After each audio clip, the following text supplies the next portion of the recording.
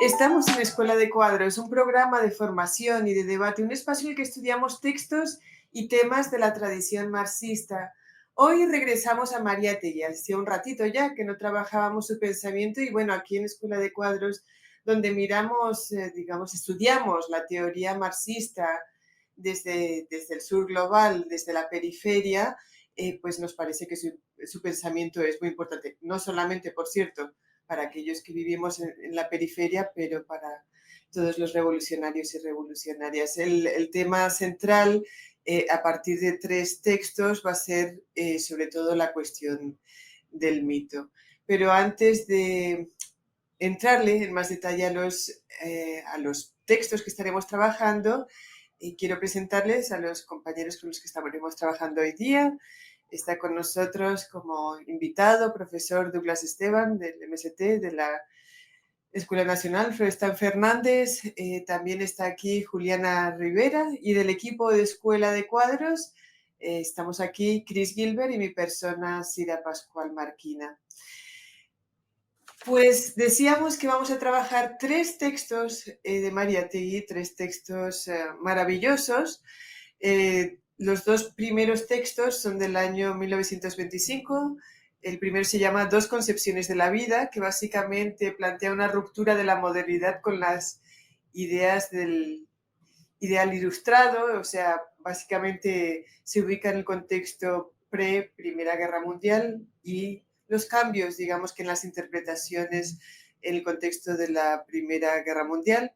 El segundo es El hombre y el mito, y este también es del 1925, y el tercero, Ética y socialismo, que básicamente mira al marxismo como una ética de la emancipación donde la lucha de clases está en el centro. Son textos que pueden descargar aquí abajo. Todos los programas de Escuela de Cuadros se pueden descargar los textos que trabajamos y por supuesto les convocamos a leer estos textos pues porque son muy ricos. Pero hoy pues estaremos trabajando estos contenidos con Douglas. Muchísimas gracias, Douglas, por estar aquí con nosotras. Antes de comenzar con el debate per se, con el estudio de los textos como tal, quiero convocarles a todos y a todas los que nos están viendo a que nos sigan en X, Escuela Piso Cuadros, y a que se suscriban a este canal de YouTube, también que compartan nuestros contenidos y que le den a la campanita para que ustedes sepan cuando colgamos nuevos contenidos. También denle, por favor, me gusta para romper con los algoritmos del capital. En fin, vamos a estar entonces ya entrando con Douglas en este tema. Y para abordar el tema, para comenzar, querríamos pedirte que contextualices un poquito a Mariátegui y por qué estudiar a José Carlos Mariátegui hoy día. Gracias. Hola, buenos días a todos, a todas, a todes. En primer lugar, me gustaría mucho agradecer la invitación para estar aquí con ustedes hoy, para partilhar un poco de las reflexiones, de los debates, de las luchas también nuestras del Movimiento Sin Tierra de Brasil. Y es un gran honor estar aquí con ustedes. Gracias, Cira, Cris y también a Juliana, compañera de Colombia también, que estuvo con nosotros aquí en la escuela ya. Nosotros que desarrollamos tantos trabajos conjuntos con Venezuela, nuestra brigada que está ahí ya a más de 15 años en Venezuela, así que es un espacio de intercambio para nosotros muy, muy significativo. Agradecemos mucho la invitación para este espacio aquí, ¿no? Pues creo que la referencia de Mariátegui, sobre todo para nosotros en América Latina, es una referencia central, ¿no? Por la inventividad que él tuvo en relación a la tradición marxista, ¿no? El que nació al final del siglo XIX, ahí, ¿no? En 1894. Tuvo una participación activa en los medios literarios, políticos en Perú muy importante, con la organización de periódicos, un trabajo cultural también muy significativo, sobre todo en su fase inicial, ¿no? De actuación política e intelectual, eso que él llamaba la edad de la piedra, ¿no? Que va hasta su partida para Europa, que es donde ahí se desarrolla, se profundiza su relación con el marxismo. Él se va en 19, que es un marco muy importante. Eso ya dialoga con esos textos que hemos seleccionado aquí, que cuando llega ahí en 19 se queda hasta 23 ahí, llega en Francia, después se va a Italia, pasa también por Alemania, otros países ahí de Europa. Tenía el plan de llegar también hasta Unión Soviética, pero en función de cuestiones de salud de sus hijos, de su compañera, no pudo llegar hasta la Unión Soviética.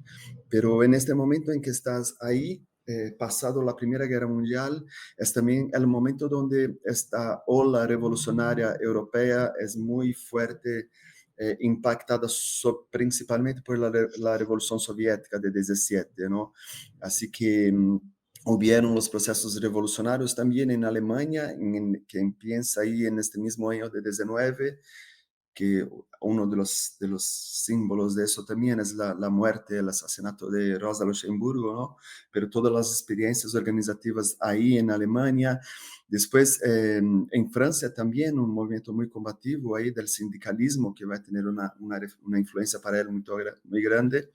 Y después en Italia, donde hay todas las experiencias organizadas ahí de los consejos obreros, ¿no? Sobre todo que con Gramsci, que va a participar de eso también, donde él también está mirando, conociendo todas esas experiencias, ¿no?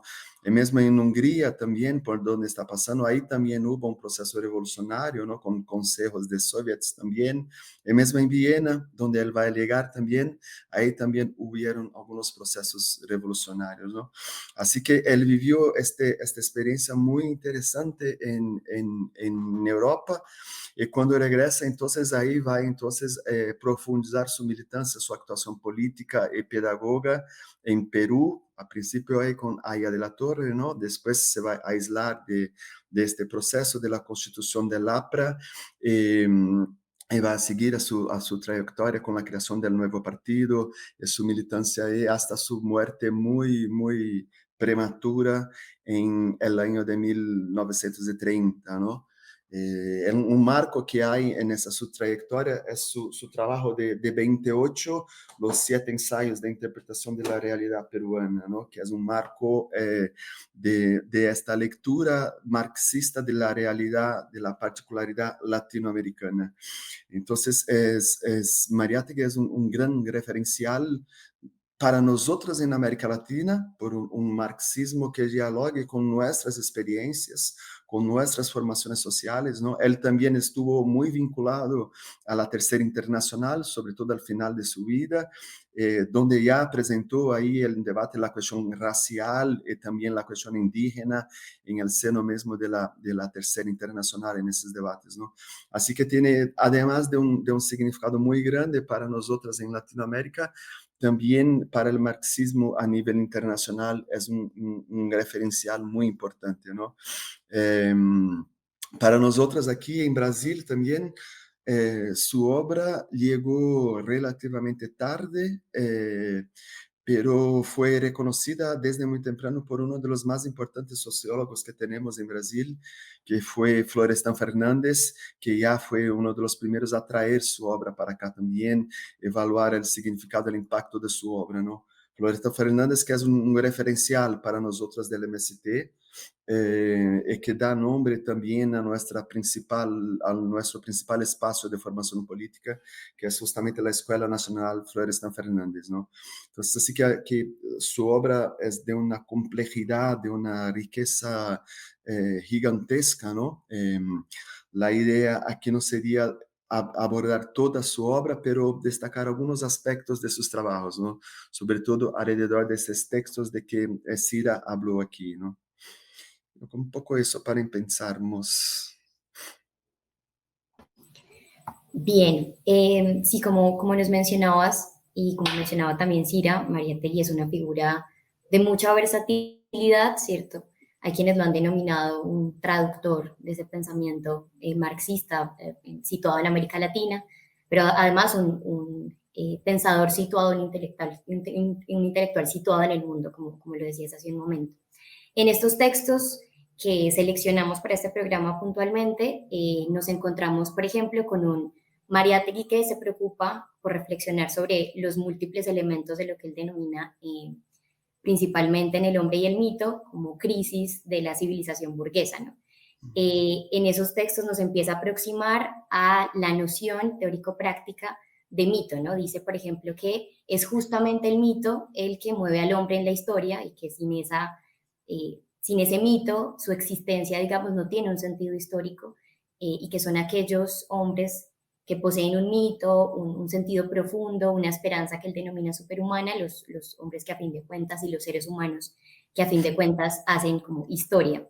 Entonces aquí nos presenta algunos elementos muy interesantes, nos habla de la necesidad vital del mito, pero a la vez de la importancia de no reciclar, ¿cierto? De no reciclar mitos anteriores, de no reciclar una fe de antaño, digamos, y nos habla de la necesidad situada de ese mito justamente.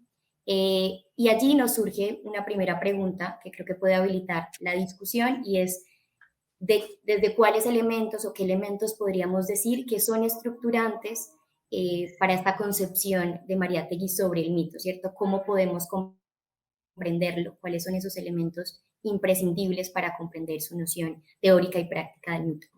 Dale. Pues el abordaje que vamos a hacer de esos textos parte mucho de un debate nuestro que estamos haciendo aquí en el Movimiento Sin Tierra, junto a otras organizaciones brasileñas también. Tiene también un referencial en la formación misma de nuestras organizaciones.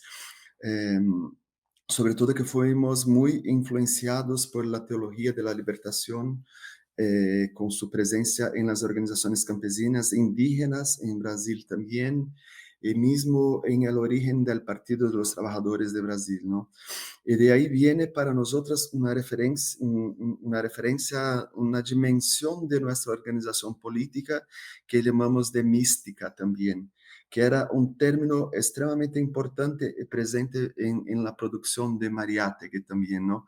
Y que está muy asociado a esos textos que vamos evaluar aquí un poquito ahora, ¿no?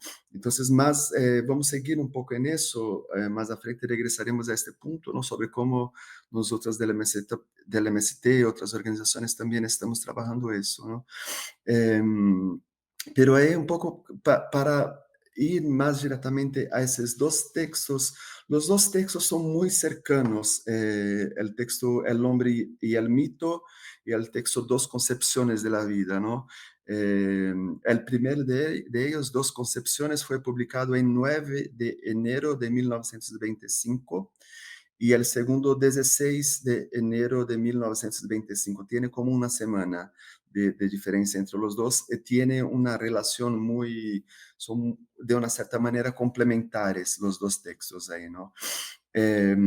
Fueron publicados en un periódico en el cual trabajaba ahí Mariátegui con un análisis de la situación política internacional y sobre todo el tema del fascismo también, que evaluaba mucho en su cobertura periodística de este periodo, ¿no? Entonces, esos dos textos tienen una relación muy cercana, los dos. Eh, en el primer de ellos, de Dos concepciones, que es el marco donde surge vamos a decir así, cómo él se incorpora a este debate del mito, ¿no? El tema del mito.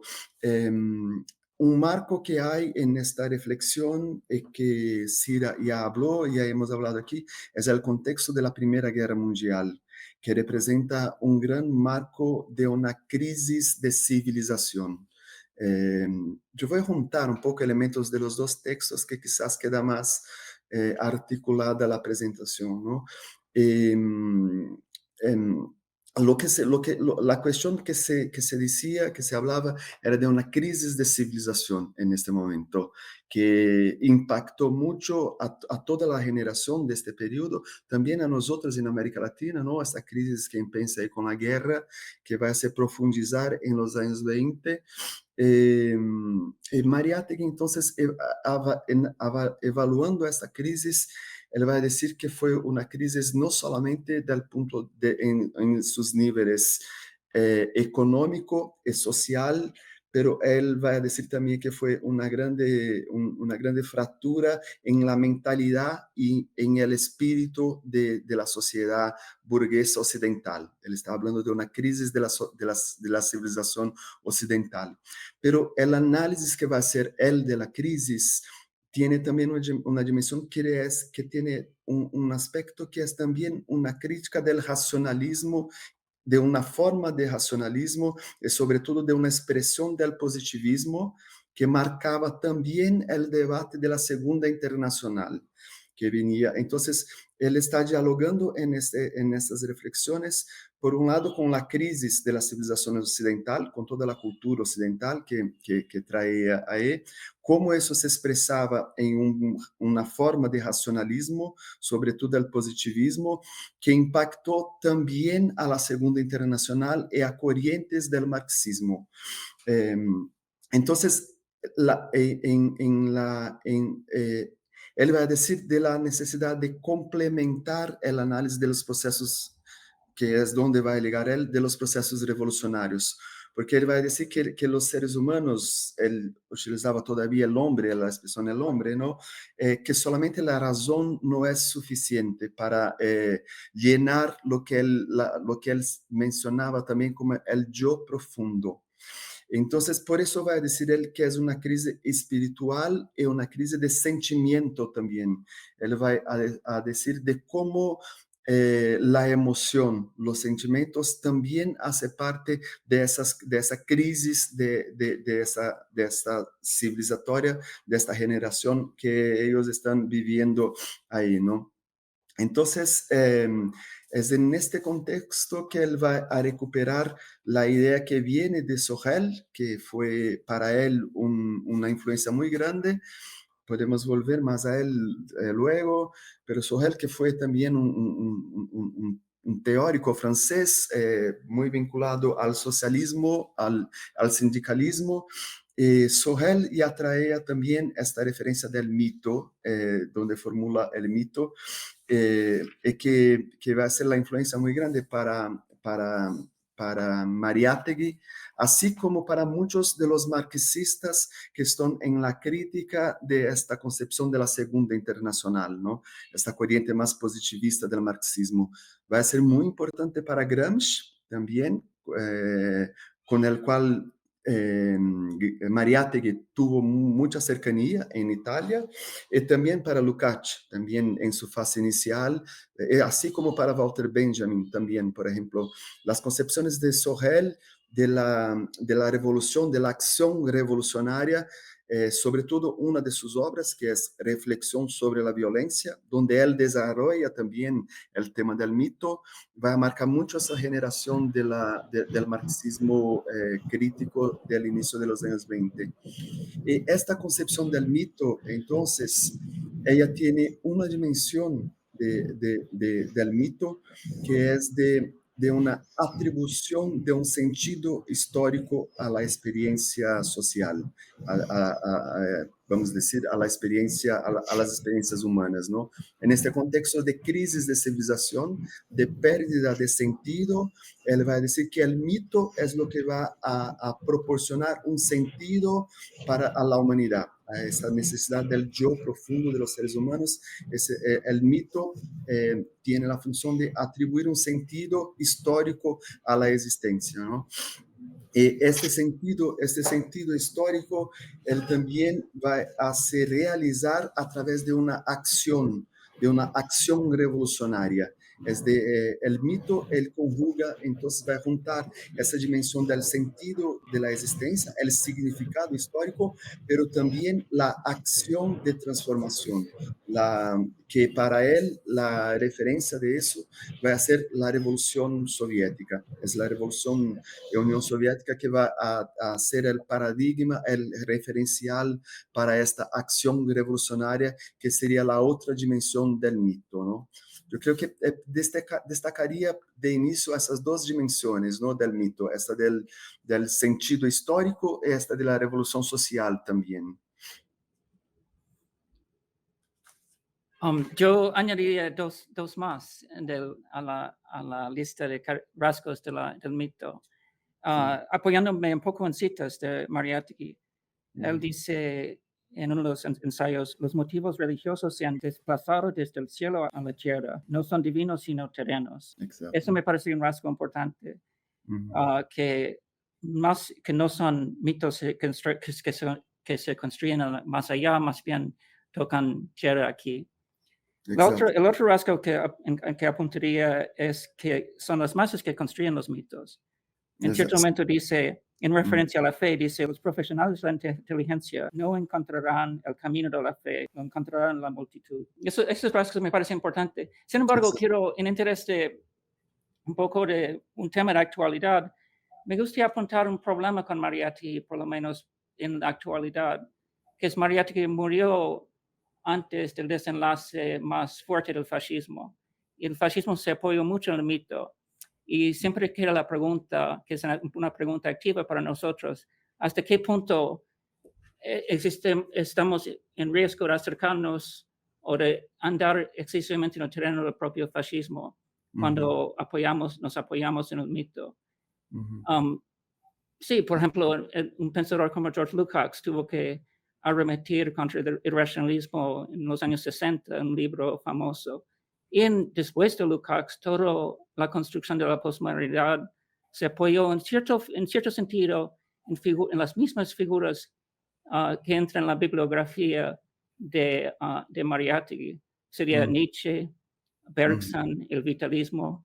Y ahora que quizás el posmodernismo plano no está en su momento de gloria en la academia, pero sigue nuevas cosas como el nuevo materialismo de Bruno Latour, de Jane Bennett, que quiere convencernos que las piedras tenían agencia y cosas así. Estoy caracterizando un poco el nuevo materialismo. Entonces, el racionalismo es no solo una fuerza académica hoy día, pero también una fuerza política en la actualidad, como la negación de la ciencia, la negación del cambio climático. Sí. Entonces, estamos en un terreno peligroso. Exacto, sí. No es por nada que esos textos de Mariátegui no son los más usados. Más bien, se usan mucho más 7 ensayos o aniversario y balance, pero los textos sobre el mito, sobre la mística son mucho menos tratados. Sí, yo creo, Chris, que es justamente tu cuestión es central en relación a ese conjunto de textos. Me parece el significado de esos análisis de Mariátegui para nuestra conjuntura en los días de hoy, ¿no? Retomando el tema del mito, tú dijiste muy bien, hay esta dimensión de ser un movimiento de masas, de ser el mito de las masas, después también hay todo un debate cómo él va a pensar esto en relación a los indígenas en Perú, también. Hay también dos aspectos más que él va a decir de de la dimensión religiosa que el socialismo debería no es una función religiosa. Él va a hablar de recuperando Sorel también, de la analogía que existiría entre el socialismo y la religión en la respuesta a las necesidades más profundas del ser humano, en esta concepción del mito de un sentido histórico, de una acción revolucionaria que ponga en riesgo la propia vida. Hay algo ahí de su concepción del romantismo también, ¿no? Y también el término el concepto de la fe, esta convicción más profunda que no sería solamente la razón, aunque él nunca niegue la razón, pero él apunta algo que sería la complementariedad de la dimensión de la razón, esta función del espiritual. En un momento él va a hablar también del materialismo histórico, también como la producción del espiritual. Entonces hay esa dimensión de masas, hay esa dimensión de esta analogía con la religión, hay también este término de la fe y este término de la acción revolucionaria. Y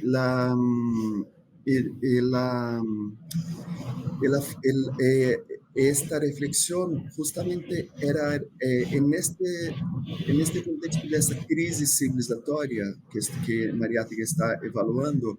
Él va a hablar que esta crisis impactó, por un lado, a corrientes del socialismo que se adecuaron al reformismo, a la democracia burguesa, a sindicatos que perdieron la combatividad. Entonces él va a hacer una crítica a una concepción reformista del marxismo, que había sido hegemónica en un momento en la socialdemocracia, en la Segunda Internacional. Por otro lado, él también va a evaluar cómo la ausencia de un mito y la falta de esta dimensión de la acción que él va a asociar a la acción revolucionaria. Él hablaba de una sociedad nihilista, de una sociedad que perdió su ánimo, su fe en los procesos históricos. Entonces, él va a diagnosticar la crisis en el campo marxista y en la burguesía. Él va a decir que de esta crisis salieron dos respuestas. Una de ellas fue la revolución bolchevique, que él va a decir que insufló una mística revolucionaria en el socialismo, ¿no? Y la otra respuesta, él va a decir que es el fascismo. Entonces, muchos de los referenciales que Mariátegui va a trabajar están asociados justamente, Croce o Gentile eran referenciales para él, así como para Gramsci en Italia también, que empezaron con esta reflexión y después se pasaron al fascismo, así como otros compañeros de Mariátegui. Entonces, él está muy sencillo a esta cuestión de cómo el fascismo también era una respuesta. Él va a hacer un análisis también, clasificar eso en el marco del romanticismo y del romanticismo revolucionario, ¿no? al cual él se va a asociar. Él le hablaba de un romanticismo conservador, que era el romanticismo fascista, que veía esta crisis de la sociedad, del modo de producción capitalista o de la democracia burguesa, y proponía una vuelta al pasado, a la Edad Media, como hoy esas fuerzas conservadoras, ¿no? El fascismo el nazismo en su dimensión conservadora de regresión. Por otro lado, él veía también, sobre todo con el referencial de los bolcheviques, la dimensión que él llamaba también de utópica, ¿no? Este romanticismo revolucionario utópico. Entonces, es justamente en este marco de una crisis civilizatoria que él ve dos salidas, una de la extrema derecha y otra revolucionaria. Y su reflexión toda es cómo desarrollar este ámbito de la reflexión revolucionaria, ¿no? Alrededor de esta dimensión también de los sentimientos, que es la base de esta reflexión suya, ¿no? Y creo que solo más un punto para agregar a eso también. Esto parte de esa crisis de la guerra, una crisis también cultural, de concepción civilizatoria, pero también una crítica muy grande al modo de desarrollo económico, también a la concepción de progreso también, que era un tema también similar para sectores del nazismo, sobre todo en Alemania, que va a poner en cuestión también, ¿no? Entonces, mismo esa dimensión económica, cómo los fascistas la utilizaban, como Mariátegui también hacía una crítica a eso, pero también con otra perspectiva. Esa cuestión es así, para nosotros hoy es un tema extremadamente fuerte, ¿no? Aquí en Brasil, por ejemplo, la extrema derecha se apoya mucho en las nuevas religiones con un carácter muy conservador y que tiene una dimensión mística, de misticismo mismo, ¿no? De dominación, de enajenación, de todo eso. Quizás en América Latina uno de los mitos más potentes para la izquierda revolucionaria es precisamente el Che, que de alguna forma también es una expresión de estos elementos que está trabajando Mariátegui en el texto. Exacto. el tercer texto que estamos trabajando, y que es el texto que es de un momento un poquito posterior, del 28, se llama Ética y Socialismo. Y básicamente lo que está haciendo Mariátegui es rebatir la acusación de que el marxismo carece de una ética. O sea, él argumenta precisamente en su crítica o en su perspectiva que la ética revolucionaria, la ética del marxismo, dice él, es una ética basada en la lucha de clases. Eso no implica en sí mismo un rechazo a los valores en general existentes, lo que hace es recentrar los valores en función de la lucha de clases, ¿no? Con la lucha de clases como cuestión de ética. Entonces, si pudiésemos trabajar un poco este tema, que me parece que es súper importante, súper interesante, porque Exato. es cierto que es muy cierto que generalmente en la izquierda, que generalmente en el marxismo, no en la izquierda revolucionaria, en los contextos de lucha, siempre se centra en la cuestión de la ética, pero en términos de producción teórica, dentro del marxismo, es cierto que hay poca producción teórica que centre el tema de la ética. Entonces, si pudiésemos trabajar eso un poquito. Exacto, sí, ese tema también está muy fuerte en su reflexión, ¿no? Sobre todo en este texto, que es un texto de 28 también, de un conjunto de ensayos ahí, de una obra que se llamada En Defensa del Marxismo, el mismo momento también de la publicación de los 7 ensayos, ¿no? Y ahí él va a recuperar justamente ese tema de la ética y de la moral revolucionaria, ¿no? Él pasa también en un momento, él retoma también ese tema una vez más de Sorel, también hace, que es una presencia muy grande en toda su obra. Creo que solo para también comentar, haciendo un enlace con otra cuestión que Cris hizo antes de que se me pasó de contestar, Mariátegui tenía conciencia de los límites de todas esas formulaciones teóricas que eran su base, de Croce o Gentile o mesmo de Sorel. En algunos textos él dice, de Nietzsche también, o Bergson, en un momento él va a decir que todas esas corrientes filosóficas que diagnosticaron el impasse de esta concepción anterior, sobre todo racionalista, positivista, sobre todo en el término para él más importante mesmo, la concepción más importante, él percibía el límite por la ausencia de la dimensión histórica y la dimensión revolucionaria de estas concepciones. Entonces, él hablaba, mencionaba a Marx también, ¿no? Cómo lidaba con la tradición intelectual, hablaba mesmo de Hegel, por ejemplo, que fue una influencia para Marx, pero que tuvieron los hegelianos de derecha también. Entonces, él tenía esa distinción de una lectura crítica de este referencial que al mismo tiempo le proporcionaba claves de lectura en otras dimensiones, ¿no?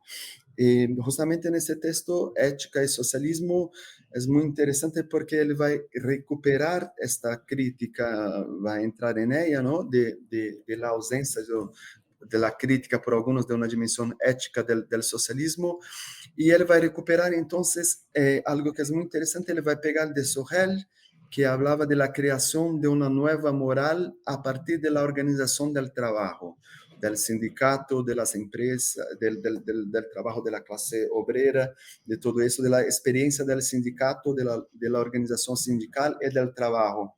Que él va a decir que tiene también una dimensión pedagógica, pero al mismo tiempo él va a decir también, ahí hay algo más, él va a decir también que esta moral, como Cira dijo muy bien, ella se forma también, se desarrolla también justamente en la lucha de clases, no solamente en el ámbito del trabajo, no es solamente una moral de un valor ético de la solidaridad, del compañerismo, eso que sale del mundo del trabajo, pero también algo que viene de la lucha misma, ¿no? Entonces, él recupera esta dimensión de que ya aparecía en el mito de la acción revolucionaria como un elemento estructurante de esta construcción del sentido del mundo, ¿no? Del mito, pero también aquí con esta misma dimensión de la lucha tiene también ahora como la base de la creación de esta ética del socialismo, ¿no? Entonces es esta combinación también de ética y de lucha y moral o ética, ¿no? Y hay también un punto más que él va a mencionar ahí, que es la cuestión que fue un referencial importante para él también, las cuestiones mismas del psicoanálisis, ¿no? Él va a hablar también de un psiquismo que se constituye en ese espacio, que fue también una referencia, ese campo del psicoanálisis para Mariátegui, ¿no? Y ahí también hay... Cris, Cira hablaba también al inicio, ¿no? del Che como un referencial también para nosotros, un mito para nosotros en Latinoamérica, ¿no? Que también tuvo conocimiento del trabajo de Mariátegui también todo. Y esta dimensión de la moral revolucionaria es un elemento central en todos nuestros procesos organizativos, ¿no? Hay ese pasaje muy conocido de Fidel también, que decía que una revolucionaria puede perder todo, ¿no? La familia, los compañeros, todo, menos la moral, ¿no? Entonces hay esta dimensión de la moral muy fuerte en los procesos organizativos mismo, ¿no? Todos los tratados, el arte de la guerra, no sé, de Sun Tzu, ya empieza con eso, la referencia moral, ¿no? Es un término histórico para nosotros, el confucianismo, con toda la influencia que fue a tener después, la revolución chinesa también, elementos muy fuertes de eso. Entonces hay esa dimensión moral, ¿no? Esa dimensión afectiva también, ética, de un proyecto de socialismo, ¿no? De un proyecto de sociedad también. Y yo estaba mencionando también esa dimensión más psicoanalítica también, mismo y mencionaba también a Freud en este contexto de los años 20 también. Pensaría en dos cosas, ¿no? Una, recuperando al Che, que decía en uno de sus pasajes, decía que un revolucionario, un verdadero revolucionario, una verdadera revolucionaria, él empezaba diciendo, ¿no? Corriendo el riesgo de parecer ridículo. Él decía que todo revolucionario o revolucionaria debe ser movido por grandes sentimientos de amor. El Che, que también había evaluado mucho, estudiado mucho la psicanálisis también, tenía un contacto con este campo del conocimiento muy grande también, así como Mariátegui. Y cuando Freud se pone a reflexionar también sobre las psicologías de masas, sobre todo evaluando el ejército después de la Primera Guerra Mundial, también otras formas de comunidades, también la religión, pero ya analizando la emergencia del fascismo y del nazismo. Mismo el Freud en la psicanálisis va a decir que su teoría de la libido, que es una concepción central en su pensamiento de la psicanálisis, que él va a llamar también de teoría de los afectos, de los sentimientos, también de los deseos, del amor, como él va a decir también, ¿no? Él va a decir que este amor, él puede también desarrollarse en relación a una idea, no solamente en relación a personas también, ¿no? Podría desarrollarse en relación a objetos también, ¿no? Si pensamos en el culto capitalista del consumismo, ¿no? Todas las formas de deseos relacionadas a eso, pero él va a hablar también de este deseo, de este amor por una idea, o por un ideal, o por una ideología también, ¿no? Entonces estamos en ese campo del amor por podríamos decir, en la reflexión que estamos intentando conjugar aquí, ¿no? Ese sentimiento profundo de amor del que hablaba Che por el socialismo, ¿no? Con todas sus implicaciones que tiene también ahí en este nivel afectivo, ético, de lucha, de organización, de una convicción profunda que va más allá de solamente la dimensión racional, ¿no? Sí, estos últimos elementos que mencionabas y la conjugación de ellos, estos elementos del amor, este vínculo, esta analogía entre religión y socialismo, me hacían pensar mucho en experiencias concretas latinoamericanas, también volviendo sobre incluso un apartado en el que Mariátegui nos dice que ese vínculo entre, digamos, religión y socialismo tiene mucho que ver con la preparación y la construcción de sujetos, de individuos, para una obra gigantesca, lo dice él, para algo más grande que sí mismos, y que a fin de cuentas, en el marco de esto que mencionabas como las dos respuestas que surgen a la crisis civilizatoria, una revolucionaria, una fascista, surge esta respuesta desde la fe en la que hay como de alguna forma un sostén frente a todo, desaliento, desesperanza, frustración. Y pienso particularmente en la experiencia, en una experiencia latinoamericana, es decir, esto que nos dice Mariátegui no es para nada una abstracción teórica, sino que tenemos experiencias concretas de las cuales bebemos mucho.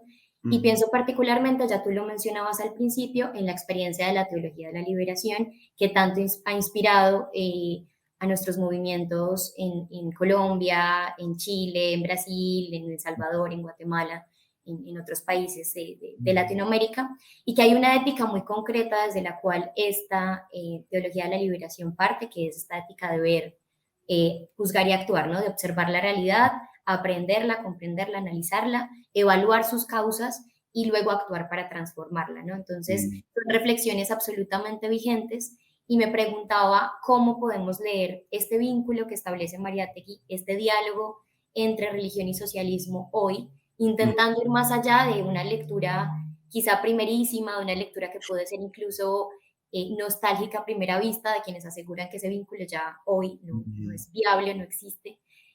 ¿Qué podemos decir más allá de eso y qué puede resultar interesante para oxigenar un poco, nutrir un poco este vínculo y esta lectura, trayéndolo como a nuestra coyuntura actual? Sí, sí, ajá. Sí, sí, son esos términos, este conjunto de temas para nosotros en Brasil, creo que puede ser, quizás tiene particularidades, dimensiones específicas, quizás en Colombia, en Venezuela también, pero en Brasil, por ejemplo, hay una dimensión de todo eso que creo que dialoga mucho con este pensamiento de Mariátegui también, que es una forma de hacer política de todo, si fuéramos pensar también ese nuevo desarrollismo, esta ola de gobiernos progresistas que tuvimos en Latinoamérica, ¿no? Que empezó ahí con Chávez, 99, cuando llega al poder ahí, ¿no? Después viene Lula, los Kirchner, todo lo que pasa en Argentina, después Bolivia, todo este panorama que conocemos, ¿no? Y lo que vimos a partir de la crisis económica de 2008, como eso se agudizó en Brasil, por ejemplo, a partir de los años de 2012, 2013 sobre todo, esta crisis económica que empezó en el campo económico proporcionó el avance, abrió espacio para un avance de una extrema derecha que era muy similar a lo que pasaba en los años 20, esta crisis que Mariátegui, hay una crisis de la democracia, hay una crisis del modo de producción capitalista y la respuesta desde el campo progresista era muy, vamos a decir así, muy institucional de una cierta forma. Digo eso, el propio Lula, el propio PT, y hacía esta evaluación después que Lula fue preso, que Dilma se fue a prisión, que tuvimos grandes movilizaciones de calle populares, ¿no? Que la gente también no era los millones de personas, infelizmente no era solo una clase media alta, ojalá fuera gente de plata, pero no era así. Bolsonaro tuvo casi 50% de votos ahora, ¿no? Así, fue gente pobre que también fue movilizada en sus afectos, en sus emociones, alrededor de un proyecto de extrema derecha, porque eso es la evaluación que se hay, ¿no? Algunos de esos gobiernos progresistas es diferente de Venezuela.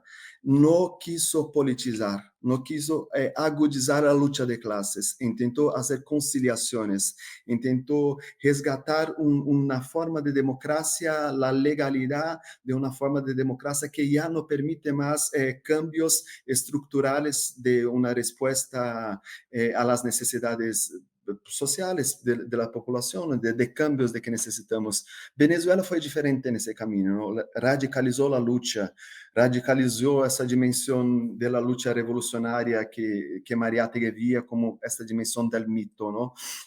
Mientras que outros não. Lo que passou foi que as conquistas econômicas que esses governos tiveram, a mesma base social que tuvo acesso a avanços econômicos e mesmo sociais, isso não vino acompanhado de uma politização. Isso não vino acompanhado de um debate também ideológico, de uma formação política também, não? E lo que se perdió también fue formas organizativas. Esta dimensión que, por ejemplo, Mariátegui veía en la lucha revolucionaria, que Sorel encontraba en el partido, que Gramsci también, Sorel en los sindicatos, Gramsci, que estaba en el mismo campo también, iba a ver eso en los consejos de obreros. Lo que pasó en un país como Brasil, por ejemplo, fue esses avanços não vieram acompanhados de processos de organização social. Diferente de lo que pasa en Venezuela con todo el tema de las comunas, por ejemplo, ahora, ¿no? Entonces, en este espacio fue este campo de la extrema derecha que ofreció la respuesta, ¿no? La respuesta en términos de acción. Eso que decía Mariátegui, ¿no?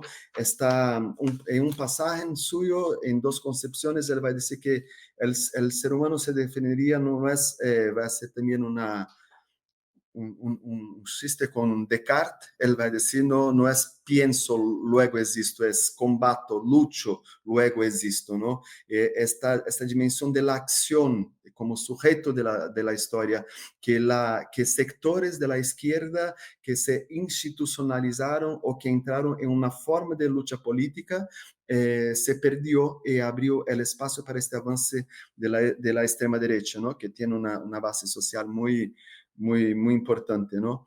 Entonces, creo que eso que habla Juliana y también lo que decía Cris al inicio, ¿no? Cómo es la actualidad de este debate también para nosotras hoy, ¿no? Tiene un impacto muy grande, muy importante para nosotros aquí, sobre todo en Brasil, marca mucho nuestro proceso de organización y lucha por aquí. Sí, quiero volver un poco al tema de la hermandad entre Che Guevara y Mariátegui para luego volver a la actualidad. Ciro tiene la razón cuando dice que es muy fácil hacer una línea o mostrar conexiones o continuidad entre Che Guevara y Mariátegui. Incluso existe la figura de Hugo Pesce, que era como amigo, camarada de lucha de Mariátegui y terminó siendo un conocido de Che en su viaje por América Latina. Entonces, con el Che tenemos la imagen de mucho sacrificio, no la imagen, la realidad, perdóname, de mucho sacrificio, de un activismo, uno puede decir, sí, un espíritu muy parecido, fe, voluntad, una confianza en la acción. Pero creo que hay un otro espíritu en la izquierda, no digo toda la izquierda, pero una parte de la izquierda que no estoy dispuesto a rechazar, que tiene otro espíritu. Y quiero leer una cita sencillamente para mostrar este nuevo espíritu del tiempo, que es de Thorkild Lawson, que es un tercermundista. Él dice, hablando del momento actual en referencia a lo que uno puede decir los BRICS, dice, mientras que el poder transformador del tercer mundo en las décadas de los años 60 y 70 se basó en el espíritu revolucionario, un intento de dominio ideológico sobre el desarrollo económico. El poder transformador del sur global se basa en su fortaleza económica hoy día. Entonces, eso es como un rechazo, en cierto sentido, directo a Che Guevara, diría yo, porque Che Guevara planteó el estímulo moral por encima del estímulo material, una especie de vanguardismo ideológico. Y aquí Thorkild Lawson creo que representa un espíritu muy difundido. Actualmente dice, no, ahora ponemos en primer plano el desarrollo económico, un camino paulatino a la hegemonía mundial. Entonces, puesto que creo que los dos tienen razón, no sé, creo que es uno de los desafíos actualmente cómo cuadrar qué elementos o cómo hacer un síntesis entre Che Guevara y Mariátegui, que sí tienen razón, con este nuevo espíritu que quizás toma distancia, por lo menos en este momento histórico, y quiere plantear una lucha de forma diferente, pues probablemente más paulatino, más calculado. No sé si tienes opinión sobre este aparente desencuentro. Ujú. Es- yo creo que cuando te escuchaba pensaba también, por ejemplo, si volviéramos a Mariátegui, que es un tema, también si pensáramos en la experiencia cubana también, ¿no? Pero Mariátegui también estaba reflexionando mucho sobre la concepción de desarrollo de progreso. Y una de las dimensiones de una concepción de progreso es también el desarrollo económico, ¿no? Las formas de desarrollo económico. Estos temas son centrales para nosotros, ¿no? Que sea, no sé, por ejemplo, nosotras del MST, hay una dimensión que no existía antes, que para nosotros pasa a ser fundamental, de la cuestión ambiental relacionada al modo de producción a este desarrollo económico, ¿no? Entonces, ¿cómo pensar una forma de desarrollo económico, ahí el peso, el significado de la dimensión económica, pero con cuáles formas de organización, ¿no? Entonces, cuando pensamos, por ejemplo, la agroecología como una opción al modo de producción del agronegocio, del agrobusiness, ¿no? De la grande producción industrializada, con la presencia del capital financiero, las especulaciones, todo que es el agronegocio brasileño hoy, que marca, por ejemplo, la inserción de Brasil, eso desde el inicio de los años 2000, una nueva inserción de Brasil en la economía internacional. La agroecología como la reforma agraria a partir de un modo, de una forma de organización agroecológica, por ejemplo, genera todo un otro significado de existencia, ¿no? Eso que hablábamos ya de la ética del socialismo, también desde la lucha y desde la forma de organización de la producción, así como son las comunas de Venezuela, ¿no? Ahí se desarrolla toda una otra sociabilidad, toda una otra concepción misma del mundo. Entonces hay ese tema que está muy presente para nosotros. ¿Cuál es la concepción de desarrollo también económico, no? Chávez siempre tuvo eso muy, ¿no? El desarrollo social también, ¿no? No solo la economía o cuál forma social de la organización de la producción económica también. Entonces, esa cuestión de hecho se pone para nosotras con un reto muy grande, ¿no? ¿Cuál es la concepción de desarrollo, de desarrollo en el ámbito económico, productivo también vamos a tener, ¿no? Yo creo que ahí tiene algo también que viene que podemos conjugar también con Mariátegui en esta dimensión del progreso también, ¿no? En un sentido de cuál desarrollo económico, cuál forma de producción vamos a tener, ¿no? Todo ese debate hoy de las energías renovables, del capitalismo verde, todo eso es un tema que está. Este año vamos a tener la COP aquí en Brasil, ¿no? Todo ese tema está también en la cuestión del modo de desarrollo, ¿no? Creo que hay algo por ahí también. Sí, bueno, para mí también es como una especie de rompecabezas. No voy a lanzar la pregunta por allí, pero yo sí que creo que es como una especie de rompecabezas, porque el momento en el que vivimos efectivamente no es ese momento de Mariátegui. Mariátegui está escribiendo y se han dado una serie de revoluciones extraordinarias, unas triunfaron y otras fracasaron, pero la revolución bolchevique había triunfado, ¿no? Y claro, nosotros también en nuestras propias vidas, los que estamos aquí hemos vivido una revolución que triunfó, que por supuesto la revolución bolivariana, ¿no? Pues que todavía nos falta mucho recorrido, pero también es una revolución que triunfó. Pero podríamos decir que a nivel global, la izquierda revolucionaria no está en un momento particularmente potente. Y además está en un momento más bien, digamos, de dispersión en algunos sentidos, pero en otros sentidos, recogiendo un poquito lo que planteaba Chris, digamos que la izquierda revolucionaria le está poniéndole mucha esperanza a BRICS. Y por Ujú. supuesto que yo estoy totalmente apoyo en la propuesta. Yo sé Exacto. que es fundamental que se avance.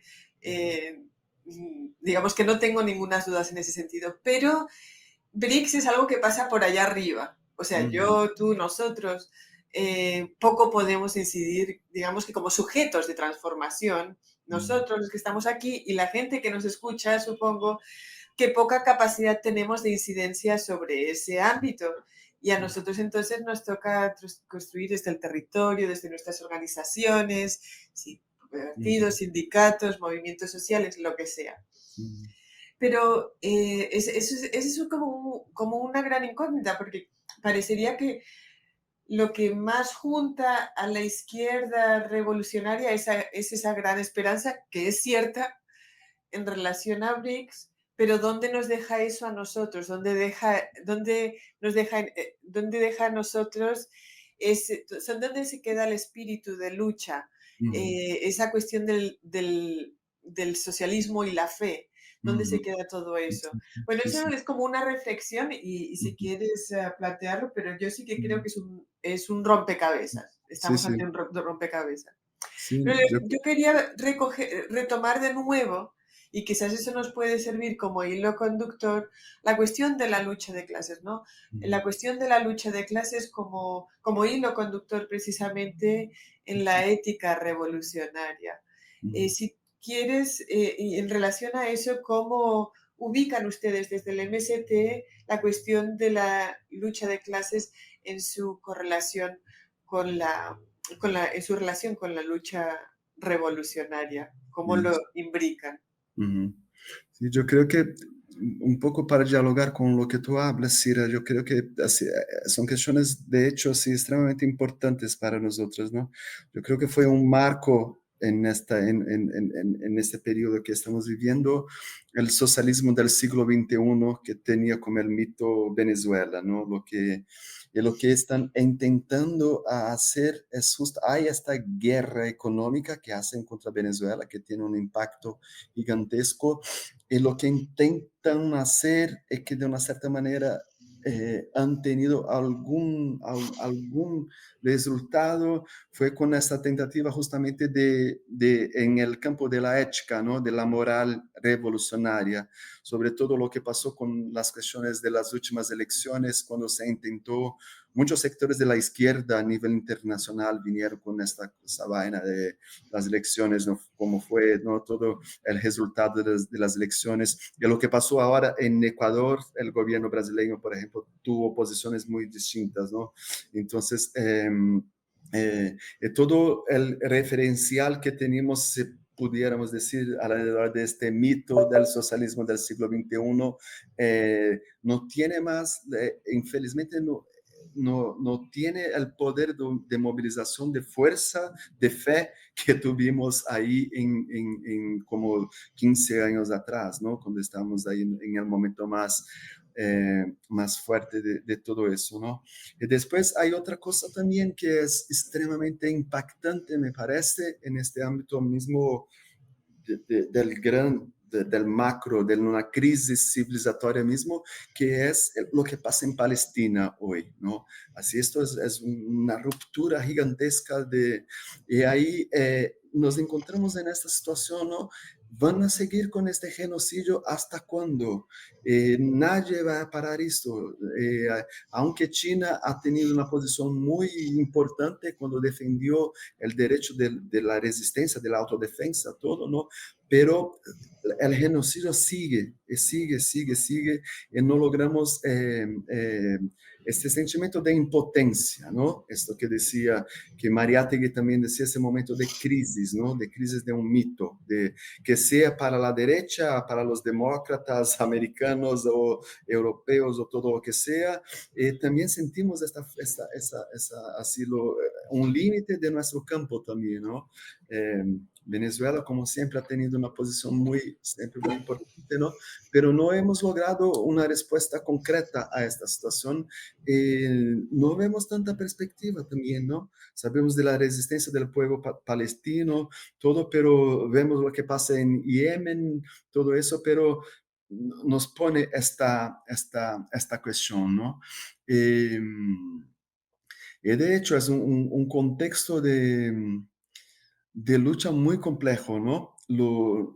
Desde el MST, el diagnóstico que hacemos es de que es un momento de crisis verdaderamente estructural, ¿no? Una crisis del modo de producción capitalista por su propia dinámica interna del modo de acumulación. Es una crisis también moral, ¿no? Sobre todo con el marco ahora de eso que pasa con Palestina, ahí fue el fin de todo, ¿no? Lo que vemos es una Europa cada vez más reaccionaria, esas fuerzas de extrema derecha avanzando por todas las partes, ¿no? Nos pone justamente la cuestión de cómo no diría exactamente eso, pero cómo reactivar el potencial de la lucha de clases, de la organización social, ¿no? De la lucha y de la organización social de la lucha popular, ¿no? Es un poco, creo que en Venezuela tenemos una vez más un modelo, ¿no? Con esta experiencia de las comunas. Esto es algo muy que ya apunta, ¿no? En Brasil estamos logrando avanzar con algo alrededor de una concepción de agricultura, de reforma agraria popular, la concepción de que las funciones que la reforma agraria tuvo en otros momentos históricos no son las mismas funciones que tendrían hoy. Y el sujeto de esta revolución, de esta transformación en el campo de la reforma agraria, no es más solamente los campesinos o indígenas o los pueblos que están viviendo directamente en el campo, ¿no? Pero sino del conjunto de la sociedad. La reforma agraria hoy tiene una respuesta también al modo de producción por sus impactos ambientales, también mismo la cuestión de la salud, ¿no? La calidad de la comida que se hace, los problemas de salud decorrentes de este modo de producción también en el campo de la alimentación, consecuencias muy graves, ¿no? Entonces, estamos logrando un poco avanzar un poco por ahí de cómo articular más el campo en la ciudad. Y trabajando con cuestiones mismo del hambre, por ejemplo, en Brasil, así después de ese periodo de la pandemia, ¿no? La cuestión del hambre se agravó mucho aquí en Brasil y ahí logramos un espacio para avanzar bien también con las organizaciones de cocinas populares. Son millones de donaciones de comida que hemos hecho.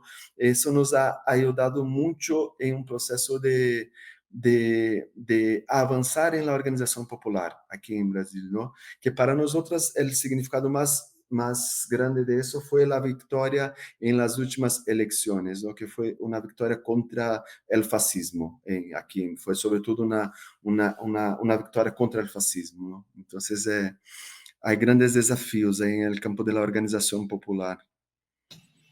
Sí, me parece muy interesante porque además Mariátegui prontamente pone esa idea de progreso debajo de varios lentes, ¿no? Nos habla de ese diálogo entre progreso y guerra, ¿cierto? Cuando se demuestra que la humanidad, que después de la gran idea de progreso lineal, la humanidad puede atravesar hechos superiores a eso que la ponen en una total contradicción, ¿cierto? Y tensiona prontamente ese mito, a propósito del mito del progreso lineal, y pues hace una crítica muy profunda a ese progreso capitalista e imperialista, ¿no? Que creo que sin duda nos llama, como lo mencionabas, a volver sobre discusiones profundas que se instalaron en América Latina desde las teorías de la dependencia, las teorías críticas de la dependencia. Es un llamado, creo yo, a volver sobre esas palabras perdidas, ¿no? Y sobre discusiones que tenemos que seguir hilando, que tenemos que sobre las cuales debemos construir propuestas, ¿cierto? La idea de progreso, de desarrollo, sigue estando en discusión, no es una discusión perdida, pese a lo que muchas veces se enuncia desde ciertos sectores de la izquierda. Y a propósito de lo que nos comentabas desde la experiencia concreta que ha tenido el MST como referente mundial para los movimientos, para las organizaciones del mundo, algo me generaba una duda y es si nosotros podríamos hablar de una distinción entre mito y mística, ¿cierto? ¿Qué elementos los unen? Si son la misma cosa, si tienen el mismo alcance, las mismas implicaciones teórico-prácticas, o si podemos decir que hay algo allí que permite distinguirlos, ¿sí? Cómo podemos ponerlos en contraste. Ujú. Yo creo que en la concepción de Mariátegui, yo creo que hay una similitud, que hay una conjugación entre la mística y el mito, ¿no? Yo había separado un pasaje aquí, yo voy a retomar justamente de este texto del hombre y el mito, ¿no? Él dice, el mío está en portugués, pero voy a intentar traducir al español. Él empieza, ¿no? Hay una cuestión muy importante que vamos a hablar de eso, que es muy significativo para la teología de la libertación, que es el tema del alma encantada y desencantada, el encantamiento del mundo, de que habla también Mariátegui en muchos de sus pasajes aquí, y que marcó mucho a la teología de la liberación también, ¿no? Y ahí sigue Mariátegui, ¿no? Él dice, la burguesía ya no tiene un mito, volvióse incrédula, cética, nihilista. El mito liberal, renacentista, está muy viejo. El proletariado sí tiene un mito, la revolución social. La revolución social es lo que decíamos, ¿no? La revolución como una dimensión de este mito. Dirígese para este mito con una fe vehemente y activa, la dimensión de la acción revolucionaria, ¿no? La burguesía niega, el proletariado afirma. La intelectualidad burguesa entretense con una crítica racionalista al método, a la teoría, a la técnica de los revolucionarios. Cuánta incomprensión. La fuerza de los revolucionarios no está en su ciencia, apuntando eso que no es solo la razón, ¿no? El racionalismo. La fuerza de los revolucionarios está en su fe, en su paixão, en su voluntad. Es una fuerza religiosa, mística, espiritual. Es la fuerza del mito, ¿no? La emoción revolucionaria, como describí en Gandhi, un otro artículo que él tiene sobre Gandhi, es una emoción religiosa, ¿no? Y ahí esa parte que decía también ya Cris antes, ¿no? Y aquí también es que no estás en este irracionalismo, ¿no? Los motivos religiosos se desplazaron del cielo a la tierra. No son más divinos, son humanos y sociales. Entonces, en ese pasaje que es una síntesis de la articulación de todo eso, ¿no? Está junto ahí, ¿no? Es la fuerza religiosa, mística y espiritual. Es la fuerza del mito. Entonces, me parece que en Mariátegui está junta esta cuestión del mito y de la mística, ¿no? Que va a decir que la revolución soviética insufló una mística revolucionaria en el socialismo también, ¿no? Pero este término del mito no hizo parte, no se siguió en nuestras referenciales, ¿no? Mariátegui lo utilizó, pero después no me recuerdo de que tenga sido un referencial para nosotros, ¿no? Entonces me parece que nuestra concepción de mística incorpora los elementos que Mariátegui articulaba también alrededor del mito, pero nosotros no trabajamos con esta categoría. Pero en Mariátegui eso está más junto allí, ¿no? Se ve juntamente en la propia elaboración del texto el mito y la mística juntos, ¿no?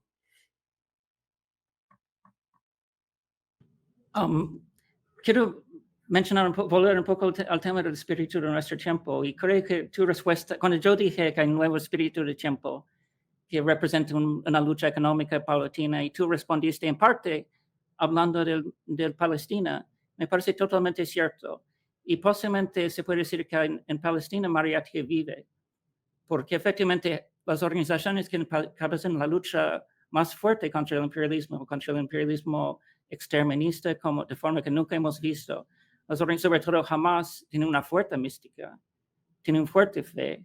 Entonces ya tú puedes ver guevarismo y mariáteguismo vivo llevando a cabo la lucha más heroica contra el imperialismo hoy en día.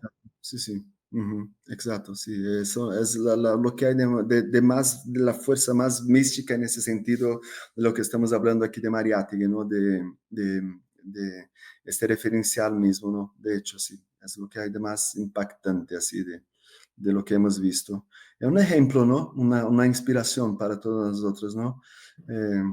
Sí, es un referencial muy importante. Así es también, Nasrallah.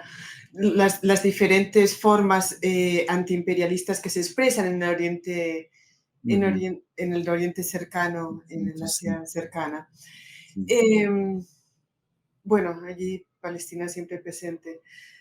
Hemos llegado ya al final del programa. Muchísimas gracias a Douglas y también a Juliana por acompañarnos. Recuerden que los textos que hemos trabajado son tres, dos de 1925 y uno de 1928, dos concepciones de la vida, el hombre y el mito, ética y socialismo.